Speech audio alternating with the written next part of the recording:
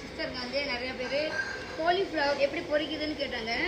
Okay, அது பார்த்தீங்கன்னா cauliflower இது 1/2 கிலோ. இறைச்சிக்கறி தூள் பார்த்தீங்கன்னா நம்மளோட ஸ்பூன் இருக்குல்ல சாப்பிட்ற கரண்டியில் நான் வந்து 1.5 கரண்டி எடுத்துருக்குறேன் இறைச்சிக்கறி தூள். பட்டை மிளகாய் தூள் 1 கரண்டி எடுத்துருக்குறேன். இதில் கரம் மசாலா 1/2 கரண்டி எடுத்துருக்கேன் இந்த கரண்டியில் கரம் மசாலா. அப்புறம் மஞ்சள் தூள் கொஞ்சமாக, அதுவும் ஒரு 1/2 கரண்டி தான் எடுத்துருக்கேன். உப்பு பார்த்தீங்கன்னா 1/2 கரண்டி தான் எடுத்துருக்கேன். ஏன்னா இங்கே பாருங்கள், கிண்டாக்கி மாவு போடுவேன், அதில் உப்பு இருக்குது. ஓகே, அப்புறம் பார்த்தீங்கன்னா இது பார்த்தீங்கன்னா பட்டை மிளகாய் இருக்குங்களே, பட்டை மிளகாய் பட்டை மிளகாய் நான் காஞ்ச பிளேண்டரில் கொஞ்சமாக அரைச்சிக்கிட்டேன். இது அரைச்சி பார்த்தீங்கன்னா 1 கரண்டி. சோப்பு கலரு உங்களுக்கு வேண்டிய அளவுக்கு போட்டுக்குங்க, கொஞ்சமாக போட்டுக்குங்க சிவப்பு கலரு. அப்புறம் பார்த்தீங்கன்னா இது பார்த்தீங்கன்னா கிண்டாக்கி மாவு கேஎஃப்சி.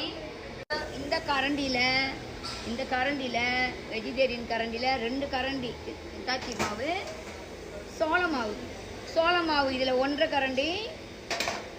அரிசி மாவு இதில் 2.5 கரண்டி. ஓகேங்களா, அரிசி மாவு 2.5 கரண்டி, சோள மாவு 1.5 கரண்டி, கிண்டாக்கி மாவு இதில் 2 கரண்டி. ஓகே, இது எல்லாத்தையும் நல்லா மிக்ஸ் பண்ணிக்கணும். இருங்க, நான் அப்புறம் காமிக்கிறேன். ஓகே ஃப்ரெண்ட், பார்த்தீங்கன்னா மதியம் கூட சொன்னல, கரம் மசாலா, இறைச்சிக்கறி தூள், பட்டை மிளகாய் தூள், உப்பு, மஞ்சள் தூள், பாருங்க பட்டை மிளகாய் அரைச்சது, சோப்பு கலரு, சோள மாவு, அப்புறம் பார்த்தீங்கன்னா கிண்டாக்கி மாவு, இது அரிசி மாவு. நான் எல்லாத்தையும் போட்டு பிளேண்டர் நல்லா அரைச்சிக்குவேன், ஈஸியாக இருக்கும். தண்ணி பார்த்தீங்கன்னா இதில் வந்து 1.5 ஜக் தண்ணி தான் ஊற்றிருக்கேன், அப்போ தான் கொஞ்சம் திக்காக கிடைக்கும் உங்களுக்கு. பார்த்தீங்கன்னா பிளேண்டரில் நல்லா நம்ம எல்லாம் அரைச்சிக்கிட்டோம் பாருங்கள். அரைச்சோடனே நல்லா அரைஞ்சிருச்சு. இப்போ நீங்கள் காலிஃப்ளவரை இந்த மாதிரி போட்டுட்டு அந்த அரைச்ச சாந்தில் போட்டு நீங்கள் எண்ணெயில் போடணும். எண்ணெய் வந்து ரொம்ப குறவா வைக்காதீங்க, அப்புறம் எண்ணெய் கோத்துக்கும். ஓகே, போட்டு ஆகிட்டு கொஞ்சம் எடுத்துட்டு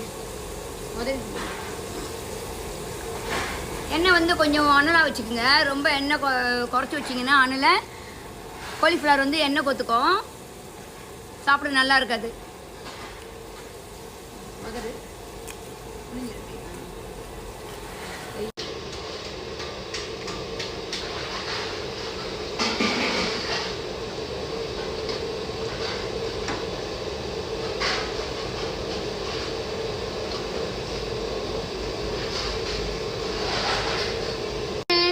காலிஃப்ளவர் ரெடி. இங்கே பாருங்கள், நல்லா உதிரியாக பார்த்தீங்களா, இங்கே பாருங்கள் பார்த்தீங்களா, நல்லா பளபளன்னு இருக்குது, ஒட்டாமல்.